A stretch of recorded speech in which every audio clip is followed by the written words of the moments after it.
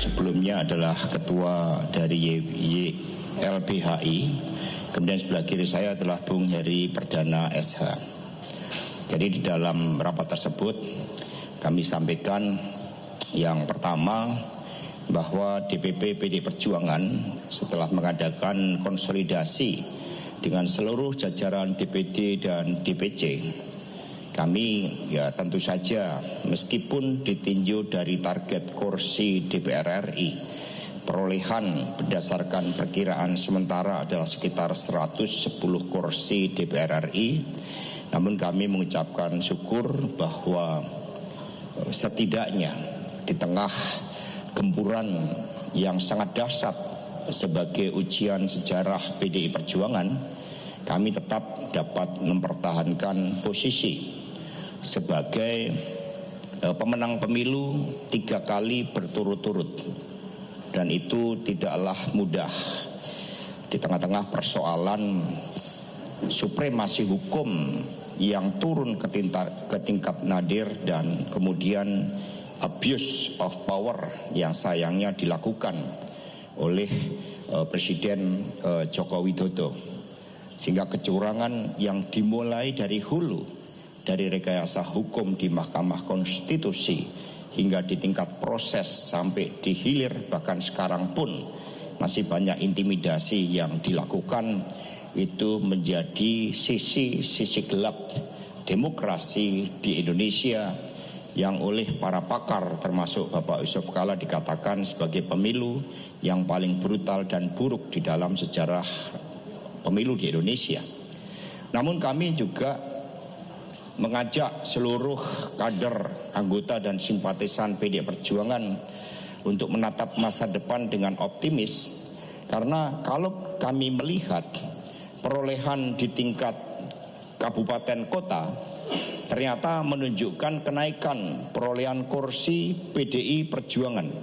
Jadi di tingkat kabupaten kota perolehan kami justru meningkat dari 2.806 pada tahun 2019 menjadi 2.823 atau naik 17 kursi. Sehingga penetrasi dengan berbagai kecurangan hulu ke hilir dan intimidasi itu berpengaruh di tingkat DPR RI dan DPRD tingkat provinsi. Bahkan ketua DPRD dari PDI Perjuangan berdasarkan penghitungan yang ada, itu sekarang 152 ketua DPRD di tingkat kabupaten kota atau 30%. Sementara wakil ketua itu di 157 kabupaten kota.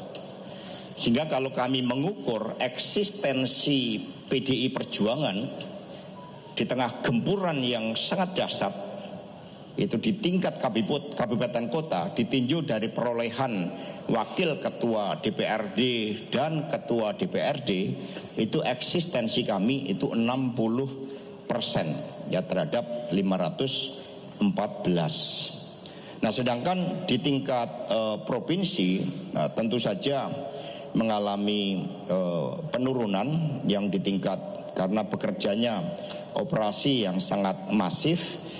Total perolehan kursi DPRD provinsi dari 413 menjadi 395, yaitu turun 18. Posisi ketua DPRD kami sekarang memegang di 13 provinsi dan wakil ketua DPRD di 18 provinsi, sehingga total ketua DPRD provinsi sekitar 34,2%.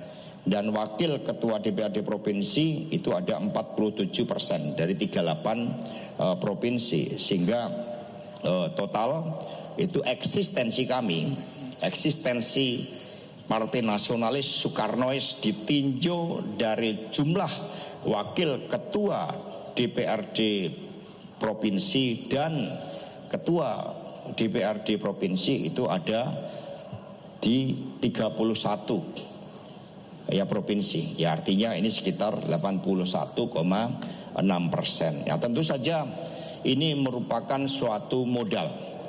Bahkan dari total kepala daerah dan wakil kepala daerah yang baru satu periode yang siap untuk bertanding pada bulan November, itu jumlahnya juga sangat signifikan, itu hampir 200. Jadi terdiri 171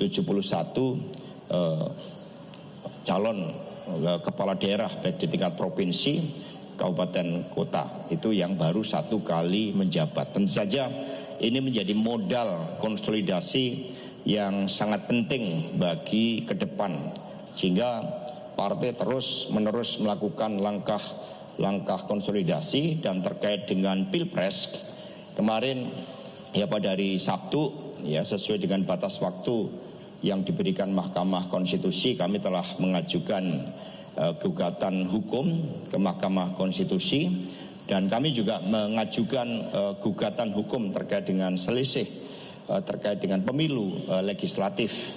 Dan untuk itu keterangan terkait dengan sengketa hukum yang berkaitan pemilu legislatif akan disampaikan oleh Mbak Erna. Dipersilakan. Terima kasih. Saya Erna dari BBHR Pusat. Ada 2 hal yang ingin saya sampaikan. Yang pertama adalah dalam hal ini BBHR mensupport TPN dalam mempersiapkan permohonan PHPU Pilpres, dan alhamdulillah itu sudah kita ajukan. Kemudian yang kedua adalah bahwa tadi sudah disampaikan oleh Pak Sekjen, ada penambahan, tapi kita juga dari 13 provinsi ini kita juga kehilangan kursi, dan ini yang akan kita perjuangkan untuk